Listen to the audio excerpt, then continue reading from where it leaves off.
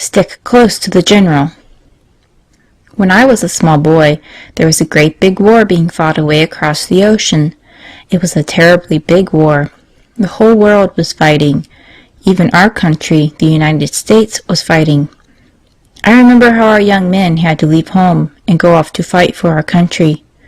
When our soldier boys would leave for battle, their parents and friends cried and worried and prayed that those boys would not be killed, but would come home again safely. Many poor young soldiers, you know, never came home again. They died on the battlefield. I remember one night at the railroad station, some young soldier boys were leaving to join our nation's colors and to fight for the Stars and Stripes. Everybody was feeling awfully blue and sad. Fathers and mothers and friends were crying. Even some of the soldiers were crying.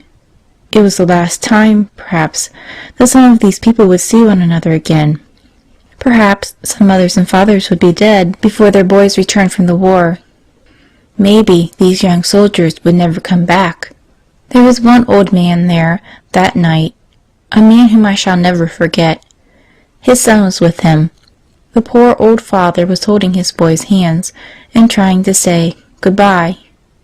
The old man's eyes were filled with tears. His hands shook with grief. He could hardly talk. He was heartbroken. The poor old father didn't want his son to be killed. The old man had only one son, the only thing in the world he loved. But what could he say to his boy? What would bring his boy back to him after the war was over? The whistle of the train blew. The soldier boys must hurry to get aboard. The old man wanted to say something to his boy.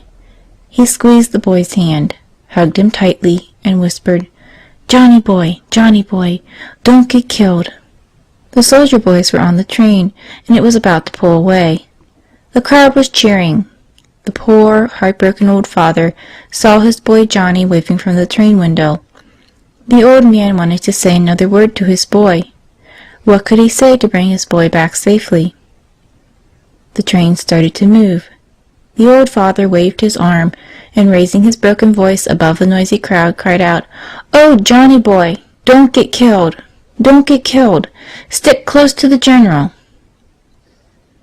Boys and girls, you are in the battle of life. Your whole life is a warfare, and the whole world is a battlefield where you must fight. You must fight to save your soul. You must fight to win heaven. The devil is fighting to make you lose your soul. Therefore, you must fight very hard all your life to save it. But, boys and girls, please don't get killed. Stick close to the general. And your general is Jesus Christ in the Blessed Sacrament, our Lord in Holy Communion. You know, children, your fathers and mothers, your teachers and your priests love you. You are all we have to live for. We are proud of you. We are giving the best we have, the best part of our lives, to make you good. But we worry and worry about you.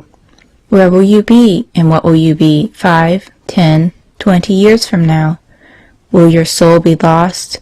Will your soul be killed by the devil? Will you be killed in the battle of life?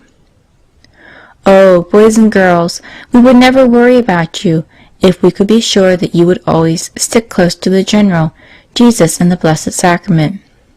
If, during your life, you never give up going to Holy Communion, but receive our Lord as often as you can, then you will be very close to the general. You will never get killed in the battle of life. Of course, like the young soldier going away to war, you think it is very thrilling to grow up and get into the battle of life. Sure it is. But remember, if you get killed, you will miss the greater thrill of coming home again, the thrill of coming home with the general. Stick close to the general.